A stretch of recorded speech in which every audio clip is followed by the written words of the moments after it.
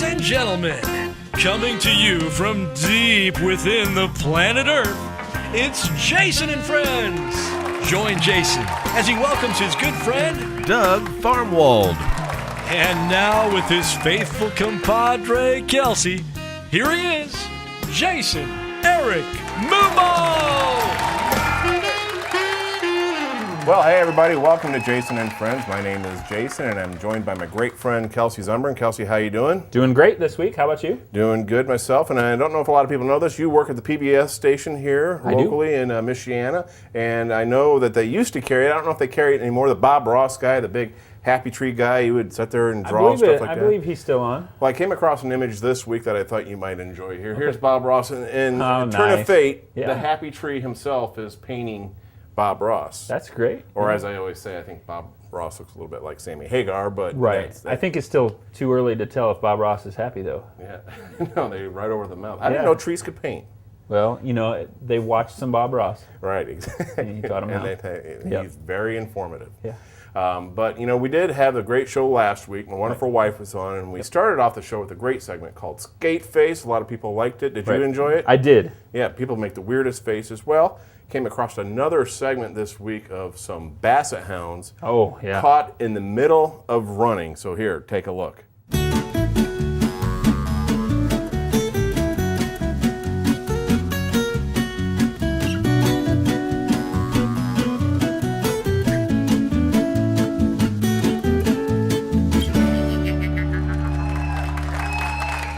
I think I've always had Basset Hounds. I think they look great. Nothing wrong there. They do look great, but it just goes to show that there are moments in everyday life that are funny if you can capture that one moment. Right. And we used to do this on the old show, but we used to do an awkward freeze frame. Maybe we'll do that this week. I mean, I'll catch a freeze frame from that. Yeah. And I'll look just like one of those Basset Hounds.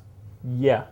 Maybe even a little bit Except worse. for the ears. Yeah, you get the long ears and everything. Yeah. Well, you know, with the economy the way it is, things are going really bad for people. They're trying to cut back, especially gas prices. Oh, yeah. This is crazy. What is it, $5 a gallon? Well, I saw $3.99 the other day, and I'm thinking they just don't want to go over the $4 barrier yet, right? They're just softening it up. $3.99. Right. It's not $4 yet. $3.99.99. Right, and so they don't want to go over that too much, but, you know, for our household particularly, we've been trying to cut back, save on gas. My wife has the van that she drives, and so we just decided to cut back a little bit on my transportation. And here, take a look, see what I'm driving now to work.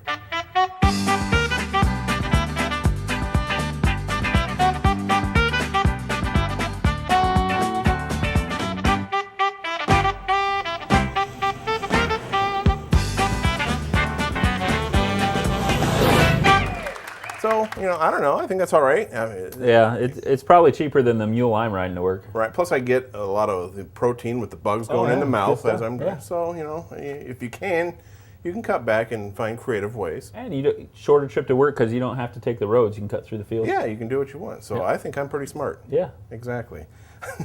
Well, I tell you who's smart is this kid. I came across another little thing this week where, you know, sometimes people have, like, the kids will have special guests. Like bring your dad in or, you know, show what their job is, that kind of thing? Yeah, so this kid, they had a weatherman visit their school. Okay. And then afterwards, they were supposed to write letters back to the weatherman to say how much he enjoyed or she enjoyed them coming in and you know, telling them about weather. So this was, I think it was down in Texas, and this was a kid that wrote back to the weatherman, and I just had to read you a portion of this, and this actual letter itself says, "Dear Mr. Ramon, thank you for coming to our school and teaching us about the weather." Starts off nice. "Someday, when I become supreme ultra lord of the universe, I will not make you a slave.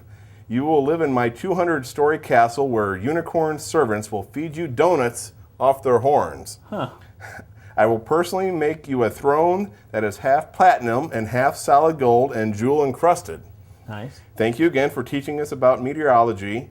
You're more awesome than a monkey wearing a tuxedo made out of bacon riding a cyborg unicorn with a lightsaber for the horn on the tip of a space shuttle closing in on Mars while engulfed in flames. And in case you didn't know, that is pretty dang sweet. Sincerely, Flint."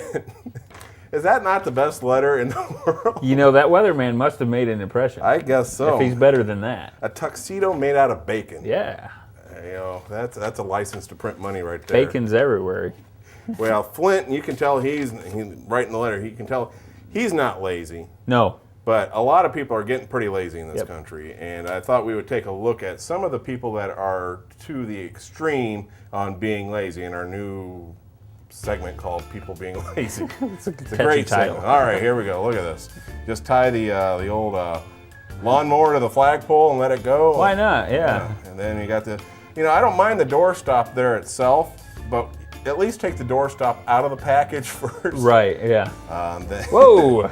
Of course, this probably has to be one of the big box stores, and that's Walmart, right? I would think so, man. That's just, I'm sure everybody else is using the other one, so they got a tandem up there. Right.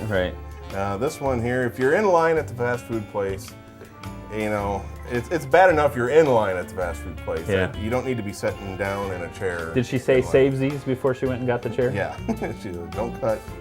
And then here, if you're going to go to a protest and be, so passionate about a cause, you might want to get out of the car. Yeah. And then here, this is typical probably of any airport in the United States. The line for the escalator while the stairs are wide open. It's just... Take the stairs, people. I almost always take the stairs. Yeah.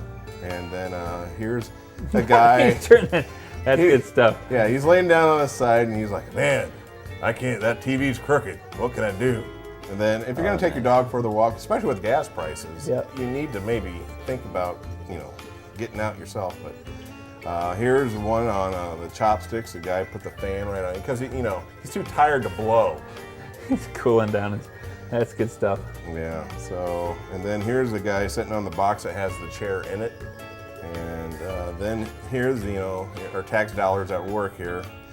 We can't move that. They can't. Where were the two trucks that were leading the truck that was painting or following? They couldn't have cleared that for him. Yeah. And then you don't have a stamp. I don't think the post office is really going to. But see, what that does is also increases the postage you need because the weight is up. Right. So.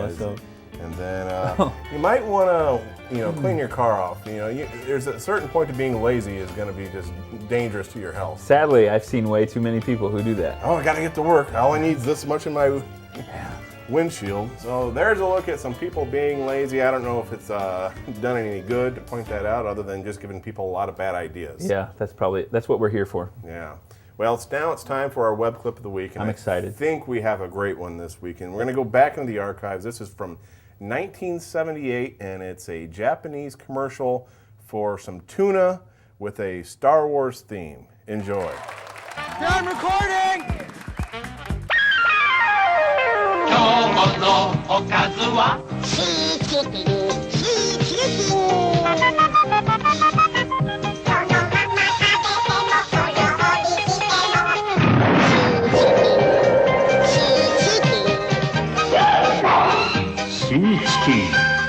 おいしさに平和あり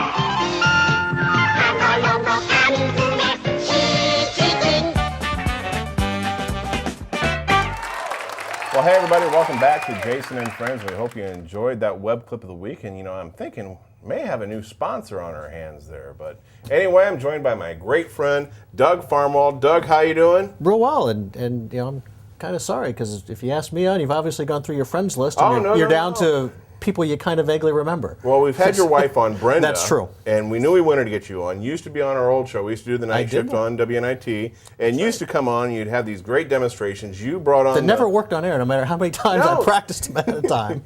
The Mentos one was great. It did. That was cool. And I think we actually beat a lot of the other shows to the punch on that one because we had the Mentos exploding. Yeah. So that was a lot of fun, but I'm glad you're here. And thanks for having me. And you're an exciting guest for us to have here. And what did you think about those lazy people there? I'm not sure it wasn't genius. Yeah. That's if it weren't for lazy people, we would never have evolved any inventions. Right, a chair is an invention of a lazy person.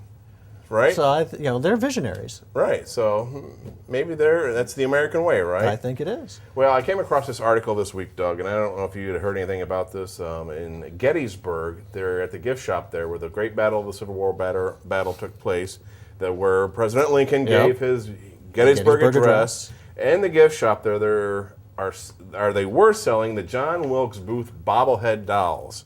I don't know if you heard anything about this. I did. I read that story. And apparently this week they pulled them from the store because they said it was in bad taste. Well, it is. Yeah. I was going to ask you, what say you about this? Well, it's in bad taste, but that sells. Right. You know, it's about the merch. You got to move the merchandise. Right. And apparently they were selling. That was kind of part of the thing. Absolutely. It was like, you know, hey, we are making, you know, these gift shops don't make a ton of money, so if we find something that sells, you got to move it. I guess it is in bad taste, and they did pull it there. But then it begs to the question of, you know, if they're going to have a Wilkes Booth bobblehead at the Lincoln site, I mean, it opens up a whole range of possibilities. I don't think you really want to have the Lee Harvey Oswald bobblehead in the gift Kennedy shop Library. of the Kennedy Library. Right. But I don't know. So do you think they did the right thing there? Well, yeah, the assassin stuff, you know, maybe not so much. But you know, you could have a Monica Lewinsky bobblehead at the Clinton Library. Right. I think that works. I would probably buy one. Right, and then even with Kennedy, you could have done you could do the Marilyn Monroe. I think they could come out with the actual president bobblehead and then just have all the scandals or anything around them. And yeah, but not. When you go to actual assassination, that's just a little bit far. But you know, extramarital affairs, I think that's saleable. Where do you put the John Wilkes Booth bobblehead? Do you have it at your work on your desk, like right next to your Stalin and your Satan bobblehead? Right. I did come across. They do actually have the Hitler bobblehead. I did come across that. Doubt it. And then the Kim Jong Il, they had his bobblehead, and so I don't know. I just thought that was crazy, and just wanted to get your opinion on it. So yeah, I thought it was a little bit bad taste there. But a lot of marketing is. Yeah. That's why it works. Trial and error. And like I said, though, it was working, and they just had to pull it off the shelf. Now, Doug, it is 2012, and yes, it is. And you are a man of many talents, and you're very intelligent. You always have an answer for everything, and so I wanted to ask you. Is it going to be the end of the world this year in 2012? Well, that would be the best thing in the world for my credit score. But, but sadly, no, I don't think so. No. My son is convinced it is, but I'm not. Is he scared? Is he It's hard to freaking get out? him to do his homework. Because it doesn't matter. It doesn't matter. The world's going to end. I don't have to worry about it. Yeah, he's got that answer for everything. That's right. Now, can you explain a little bit what is it? The Mayan calendar? They ran out of paper. They didn't make any more calendars. What was not so going much on? paper because they wrote on stones. They didn't have paper. Okay. But, it's the end of a cycle. And it was a cyclical calendar, and it was a lunar calendar. So you had a monthly cycle, then you had annual cycles, and then you had what's called the long cycle, which was about 5,000 years or so. Right. And that's the one that's coming to an end. But the end of one cycle is also the start of another. Right. So. Well, and plus, if the Mayans were so smart, they might have seen the conquistadors coming, you know, 1,000 years ago, and figured that out. Maybe got out of the way. Right. Now, I also heard about this because this year was leap year. Yes. And then a lot of people say with the actual configuration of the calendar, with the leap years figured in, we've already passed the end of the world date. Probably so. And that's the difference between lunar and solar calendars. But yeah, probably so. Yeah. But we passed the end of the world. Was it last May with that Harold Camping guy? And, and then he moved it to October, and we still missed that.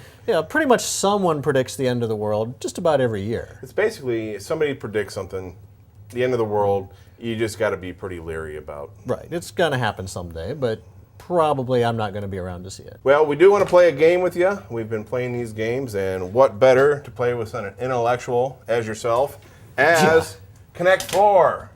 But for Kinect 4 today, I do want to have, and this is just a special request, some 80s montage music, like from an action movie. So if we can get that.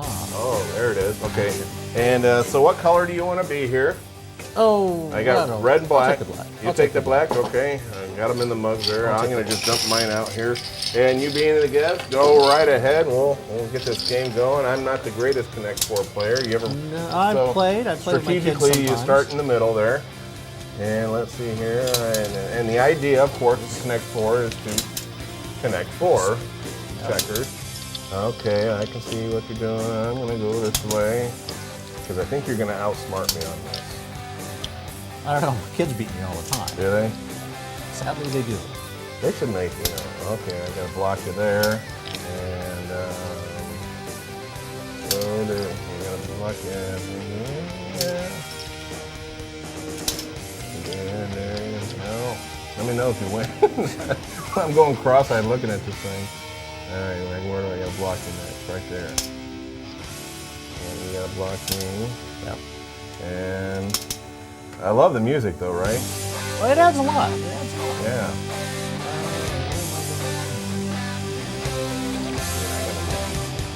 You gotta look thoughtful. It's, Yeah. you know. It's like chess, right? Yeah, Is it's this like chess for Kasparov. dummies? Uh-oh. Uh-oh. Pow! Oh, yeah, you got it. Yes, you Right. did. And the best I didn't see that one. Best part of Kinect 4 is when you get to do this thing out. And they all fall down. Ready? Here we go. I love the noise. And 3, 2. Oh, yeah. All right, Doug. Well, thank you very much for being on the show today. Thank you, Jason. I appreciate you taking the time and coming on over, and I have to have you back. It's quite an experience. You need to come back, and we need to do, make some science stuff. Yeah, make something blow up. We'll have to do that. All right. Well, thank you very much, All right. Doug. Thanks, And Jason. I do want to leave you with a little thought today. You know, some people do, but some people, well, they just don't tolerate lactose at all. So we'll see you next week, everybody.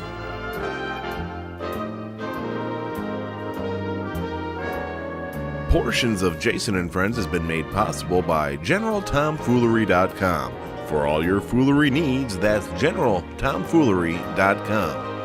And by Jimmy's Discount Deals, located in Mishawaka, and by Rumor Has It in Niles, Michigan.